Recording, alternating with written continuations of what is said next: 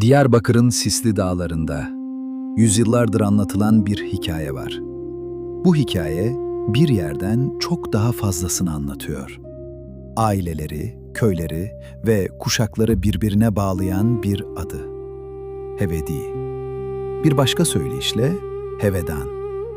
Bu ad bugün Anadolu'nun birçok şehrinde yaşamaya devam ediyor.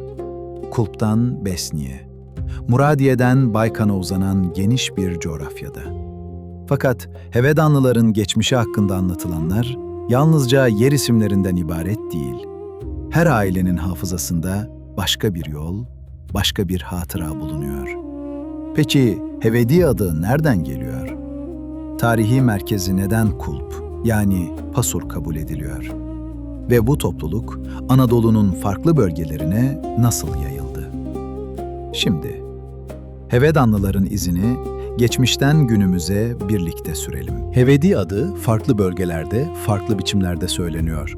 Hevedan, Hevidi, Hüveydi ve Hüveydan. Bunlardan bazıları. En yaygın anlatıya göre bu kelime Kürtçe'de beklenen anlamıyla ilişkilendiriliyor. Bazıları aynı anlamı umut edilen sözüyle açıklıyor. Bir topluluğun adı yalnızca onu tanımlayan bir kelime değildir. Aynı zamanda ortak hafızanın taşıyıcısıdır. Söyleniş biçimi değişse de aidiyet duygusu kuşaktan kuşağa aktarılır. Köyünden ayrılanlar bile bu adı aile hikayelerinde yaşatır. Düğünlerde, taziyelerde ve büyük buluşmalarda eski bağlar yeniden görünür olur. Bu nedenle Hevedi adı tek bir coğrafyadan daha geniş bir anlam taşır. O adın merkezinde ise Diyarbakır'ın Kulp ilçesi bulunur. Kürtçedeki adıyla Pasur. Yüksek dağların ve derin vadilerin biçimlendirdiği zorlu bir coğrafyadır. Ulaşımın güç olduğu dönemlerde köyler kendi dayanışma düzenlerini kurdu. Toprak, hayvancılık ve mevsimlik emek günlük hayatın temelini oluşturdu. Evler yalnızca barınak değil, kalabalık ailelerin buluşma yeriydi. Akşamları anlatılan hikayeler geçmişi canlı tutardı. Yaşlılar köylerin adlarını ve ailelerin yolculuklarını hafızalarında taşıdı. Aşiret kaynaklarında Kulp çevresinde çok sayıda Hevedi köyü sıralanıyor. Güleç, Demirli, Barın, Düzce ve Çukurca bunlardan yalnızca birkaçı. Büyük ve küçük bağcılarla Düspelit gibi yerleşimler de bu hafızada bulunuyor. Türkçe ve Kürtçe köy adları geçmişin farklı katmanlarını günümüze taşıyor. Bu yüzden Kulp yalnızca bir merkez değil, ortak belleğin coğrafyasıdır. Zamanla aileler farklı yönlere göç etti.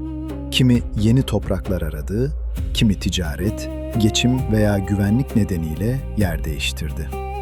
Adıyaman'ın Besni ilçesi önemli yerleşim alanlarından biri oldu. Suvarlı ve çevresindeki köyler Hevedi hafızasında özel bir yer edindi. Karakuyu, Boncuk, Kilisecik ve Söğütlü gibi adlar aile anlatılarında yaşamaya devam etti. Doğuya gidildiğinde Van'ın Muradiye ve Çaldıran ilçeleri öne çıktı. Siirt'in Baykan çevresinde de çok sayıda köy adı aktarıldı. Bitlis, Muş, Mardin, Ağrı, Bingöl, Şanlıurfa ve Malatya'daki yerleşimler bu ağı daha da genişletti. Sonraki kuşaklar İstanbul ve başka büyük şehirlere taşındı. Böylece köylerde kurulan bağlar, şehir mahallelerinde ve aile buluşmalarında yeni biçimler kazandı. Hevedanlıların kökeni hakkında farklı tarihi ve sözlü anlatılar bulunuyor. Bunlardan biri, aşiretin geçmişini Mervaniler dönemine kadar götürüyor. Mervaniler, 10. ve 11. yüzyıllarda Diyarbakır ve çevresinde hüküm sürdü. Devletin merkezi Meyyefariçin, bugünkü adıyla Silvan'dı. Bölge, ticaret yollarının ve farklı kültürlerin buluşma noktalarından biriydi. Ancak Mervanilerle Hevedanlılar arasında doğrudan bir soy bağlantısı mevcut güvenilir kaynaklarla kesinleşmiş değildir. Bu ilişki daha çok topluluk içinde aktarılan bir köken anlatısı olarak değerlendirilmelidir. Tarihle sözlü hafızayı birbirinden ayırmak hikayeyi küçültmez. Aksine geçmişin nasıl hatırlandığını anlamamıza yardım eder. Osmanlı dönemine ilişkin anlatılarda Hevidi nahiyesi adı da geçer. Bu konu daha ayrıntılı arşiv araştırmalarını bekliyor. Aşiret yapısının temelinde aile ve karşılıklı sorumluluk bulunur. Zor zamanlarda akrabalar birbirine destek olur. Düğünler, taziyeler ve bayramlar, bağların yeniden güçlendiği zamanlardır. Uzak şehirlerde yaşayanlar bugünlerde yeniden bir araya gelir. Köyden kente göç, hayat biçimini değiştirmiştir. Fakat aile isimleri, yemekler ve anlatılar yeni evlere taşınmıştır. Çocuklar bazen doğdukları köyü değil, büyüklerinden dinledikleri köyü tanımıştır. Yaz ziyaretleri, geçmişle yeniden bağ kurmanın yolu olmuştur. Eski evler, mezarlıklar ve çeşmeler, aile hafızasını görünür hale getirmiştir. Her ziyaret, unutulan bir ismin yeniden hatırlanmasını sağlamıştır. Dayanışma, modern şehir yaşamında dernekler ve toplumsal buluşmalarla sürmüştür. Böylece eski bağlar, yeni koşullara uyum sağlayarak yaşamaya devam etmiştir. Kültürel hafızanın en güçlü taşıyıcılarından biri sözlü anlatımdır. Hikayeler, ağıtlar ve türküler. Geçmişte yaşananları yeni kuşaklara aktarır. Bir köyün adı bazen uzun bir göç hikayesinin kapısını açar. Bir düğün ezgisi, farklı şehirlerde yaşayan insanları aynı duyguda buluşturur. Sofralar da kültürün yaşamaya devam ettiği önemli alanlardır. Tarifler çoğu zaman ölçüden çok hafızayla aktarılır. Kıyafetler, müzikler ve misafir ağırlama biçimleri bölgelere göre değişebilir. Çünkü Hevedanlılar tek bir şehirde yaşayan kapalı bir topluluk değildir. Farklı coğrafyalar ortak kimliğe yeni renkler eklemiştir. Buna rağmen akrabalık ve köy bağı hala güçlü bir referanstır. Nerelisin sorusu çoğu zaman bir aile hikayesinin başlangıcı olur. Cevap ise bir köyden kuşaklar boyunca uzanan yolculuktur. Aile hafızasının korunmasında kadınların emeği belirleyici olmuştur. Yemeklerden ağıtlara, düğünlerden günlük yaşama kadar pek çok bilgi onların aracılığıyla aktarılmıştır. Göç zamanlarında evin düzenini yeniden kuranlar da çoğunlukla kadınlardı. Eski kumaşlar, aile fotoğrafları ve tarifler geçmişle bağ kurdu. Bazı topluluk anlatılarında Senem Ayşe'nin adı cesaretle anılır. Maraş ve Antep savunmalarıyla ilişkilendirilen bu anlatı, bağımsız tarihi belgelerle daha ayrıntılı araştırılmaya ihtiyaç duymaktadır. Çünkü sözlü tarih ile belgelenmiş bilgiyi ayırmak önemlidir. Bununla birlikte insanların kimi ve hangi değerleri hatırladığı da kültürel hafızanın bir parçasıdır.